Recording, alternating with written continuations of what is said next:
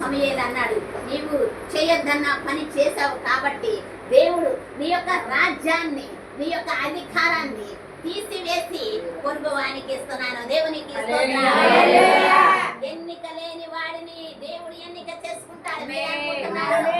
ధనవంతులే అనుకుంటున్నారు, ఆస్తి ఉన్న వారే అనుకుంటున్నారు, కానీ ఏమీ లేని వారు పెంట కుప్పలో పడిపోయి ఉన్న వారిని దేవుడు లేవనెత్తే దేవుడు. నీవు ఈ స్థితిలో ఉన్నావు అంటే అది దేవుని యొక్క కృపే. నువ్వు మంచి ఆరోగ్యం, నీకు ఆస్తులు అవసరం లేదు, అంతస్తులు అవసరం లేదు, ఉద్యోగాలు అవసరం లేదు, దేవుడు నీకు ఆరోగ్యం ఇస్తే చాలు. దేవునికి స్తోత్రం. నీకు మనశ్శాంతి కలగాలి అని అంటే దేవుని శక్తి నీకు కావాలి, దేవుని యొక్క కృప నీకు కావాలి, దేవుని యొక్క మహిమ నీకు ఉంటే చాలు. అంతేగాని నాకు 10 ఎకరాలు ఉంటే, నా బిడ్డలు మంచి ఉద్యోగం చేస్తే ఇవి కాదు. నీకు ఇన్నా నీకేమి ఆరోగ్యం లేకపోతే నువ్వేమైనా అనుభవిస్తావా? అనుభవించలేము. దేవునికి స్తోత్రం. నీవు అనుభవించాలి అని అంటే దేవుని యొక్క శక్తి కావాలి, దేవుని సన్నిధానములో ప్రార్థన చేయాలి. అందుకనే భక్తుడు పాడతాను, నీ సన్నిధానములో సంపూర్ణ సంతోషం ఆరాధించుకునే విలువైన అవకాశం.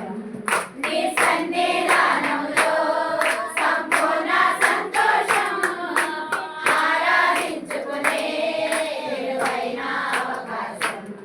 కోల్పోయినవన్నీ నాకు ఇచ్చుటకును, బాధల నుండి బ్రతికించుటకును.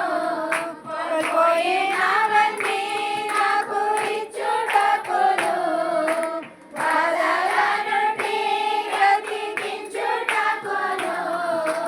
నీవే రాకపోతే నేనేమైపోదును, నీవే రాకపోతే నేనేమైపోదును. నేనుండాలేనయ్యా, నే బ్రతుకాలేనయ్యా, నేనుండాలేనయ్యా, నే బ్రతుకాలేనయ్యా. నీవే లేకుండా నేనుండాలేనయ్యా, నీ తోడే లేకుండా నే బ్రతుకాలేనయ్యా.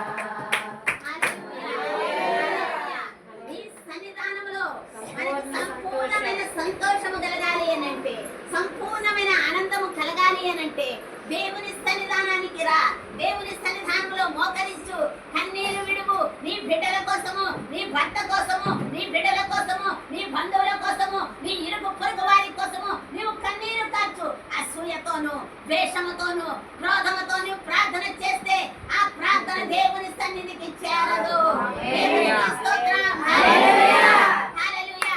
దేవుని మాటకు మనము లోబడి దేవుని వాక్యానుసారముగా దేవుని యొక్క క్రియల చొప్పున దేవుని యొక్క లోబడినప్పుడు దేవుడు నీ యొక్క పక్షాన గొప్ప కార్యాలు జరిగిస్తాడు. దేవునికి స్తోత్రం. హల్లెలూయా.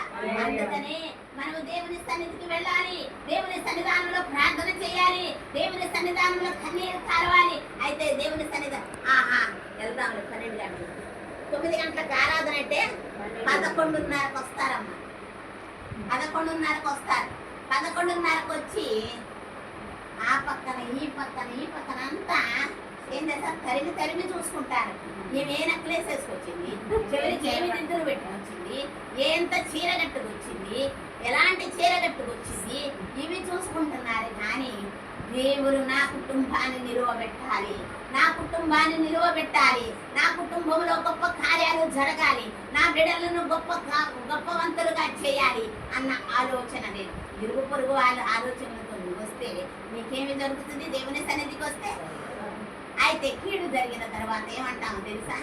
దేవుడు మాకు అన్యాయము చేశాడు. దేవుడు మన బైబిల్ గ్రంథంలో ఒక స్త్రీ ఉన్నది. ఆ స్త్రీ ఏమంటుంది కానీ, నాకు దేవుడు అన్యాయం చేశాడు, సర్వశక్తుడు నాకు అన్యాయం చేశాడు. దేవునికి స్తోత్రం. హల్లెలూయా. అయితే ఇంకొక అతను అంటాడు, సర్వశక్తుడు ఎప్పుడు అన్యాయం చేయడు, ఎవ్వరికి అన్యాయం చేయడు.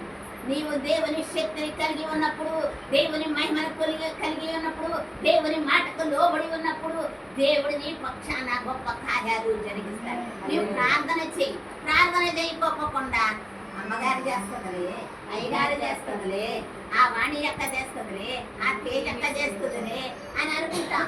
కానీ వారి కాదు, నీవు మొక్కాడు నీకు వారు సహకారముగా చేస్తే వారు కూడా కలిసి ఈ ప్రార్థన ఆ ప్రార్థన ధూపం వలె చేస్తుంది.